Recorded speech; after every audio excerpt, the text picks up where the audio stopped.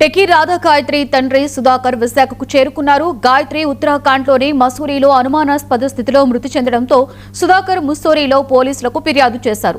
తమ కుమార్తెను హత్య చేశారని, తమకు న్యాయం చేయాలని ఆయన ఎన్ని రోజులు ముస్సోరీలో ఒంటరి పోరాటం చేశారు. దీంతో గాయత్రి అంత్యక్రియలు జరగలేదు. ప్రస్తుతం ఆయన విశాఖకు తిరిగి రావడంతో సింహాచలంలోని పుష్కరిణిలో కర్మకాండలు చేసేందుకు కుటుంబ సభ్యులు సిద్ధమయ్యారు.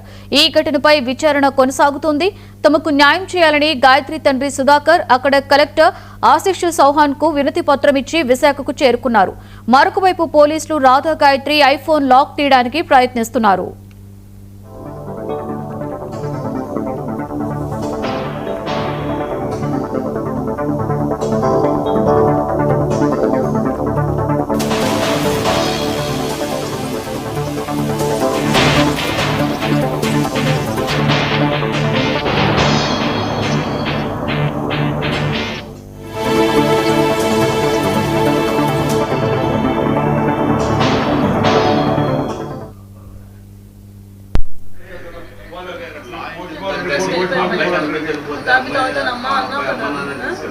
ఏదైనా నాకు న్యాయం చేస్తావు కదా, న్యాయం చేస్తావని ధైర్యంతోనే ఉన్నాను నేను.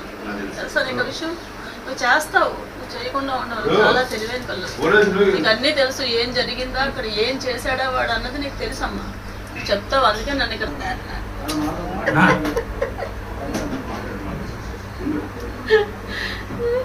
మా ఇంటికి పేరెంట్ ఎక్కడున్నావమ్మా? ఎక్కడ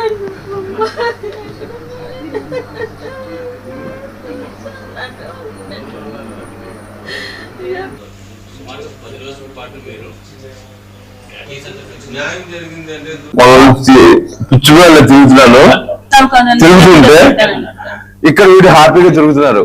నేను ఎక్కడ ఎఫ్ఐఆర్ ఫైల్ చేసిన రోజే ఎస్కేప్ అయిపోయాడు ఇక్కడ నుంచి. చల్ల స్విచ్ ఆఫ్ చేశాడు. అక్కడ పోలీసులు ఫోన్ చేసినా అందుబాటులో ఉండడు. వాళ్ళ అమ్మా నాన్నగారు ఫోన్ చేస్తే మా అబ్బాయి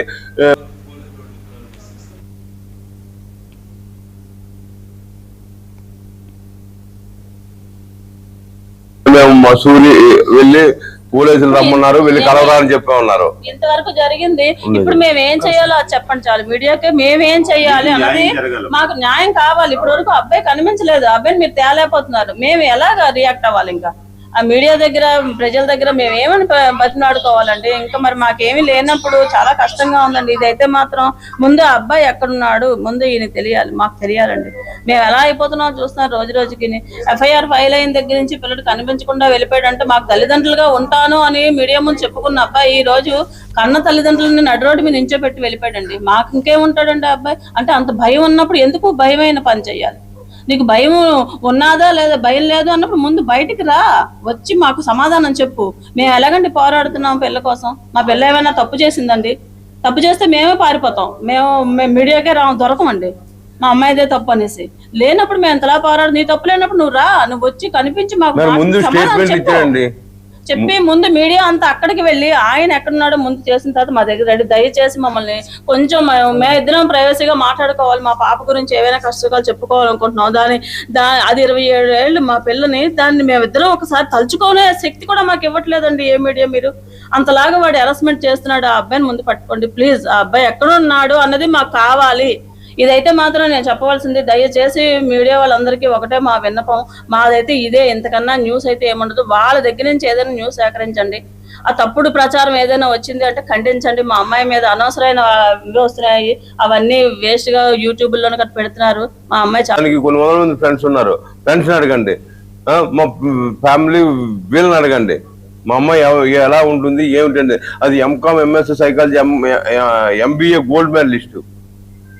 ఆ తర్వాత ఎంకామ్ చేసింది, ఎంఎస్సీ సైకాలజీ కూడా చేసింది. సైకాలజీ చేసిందంటే ఎంతమంది సజెక్షన్ చేస్తుందో అందరికి సజెక్ట్ చేస్తుంది. ఎలా ఉండాలి, అలా ఉండాలి, ఇదా చేయాలి. పోలీసులు వాళ్ళు ఫస్ట్ హాఫ్ వెళ్ళగానే వాళ్ళు ఏమి చేయలేదని, యాక్సెప్ట్ చేయలేదని, మీరు 4 రోజుల తర్వాత ఎందుకు వచ్చారు ఇదని నేను అన్నాను. ఇదేనా పేటీ కేసా, ఏదైనా దొంగతనం కేసా? నువ్వు ఇవాళ వచ్చి కంప్లైంట్ ఇస్తున్నా, ఇది మర్డర్ కేసు, తీసుకుంటారా తీసుకోరా నాకు చెప్పండి అన్నాను. వాళ్ళు చేశాడు ఎస్హెచ్ఓ, మేనేజ్ చేశాడండి వాడు ఎస్హెచ్ఓని. చర్యలు ఏం జరిగింది, ఎవరిని ఎంత మేనేజ్ చేశాడు అన్నది తెలుసుకోవాలి. 4 రోజులు ఉండి అవన్నీ తెలుసుకుని వచ్చాడు. ఆ అబ్బాయి ద్వారా మీరు తెలిపించండి. ఇదే మా మనం కూడా.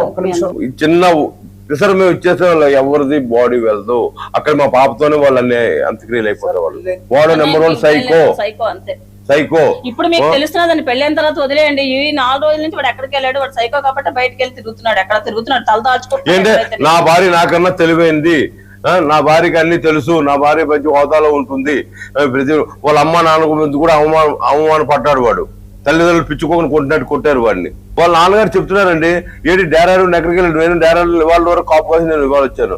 మా అక్కడ SHO ఫోన్ చేస్తే ఇంకా రాలేదండి అంటున్నారు వాళ్ళు. మేము తల్లిదండ్రులుగానండి ఆ పిల్లకి మేము అన్ని చేసుకోవాలి ఇద్దరం కలిసి ఇక్కడ. అలాంటిది ఆయన అక్కడ కొండల్లో ఆయన చేసుకోవడం, నేను ఇక్కడ పడి ఆడడం, ఇదంతా మాకు ఎందుకంటే అబ్బాయి కనిపించి దొరికిపోయాడు అనుకోండి, మేము హాయిగా ఇక్కడ ఉంటాం. తర్వాత శిక్ష అన్నది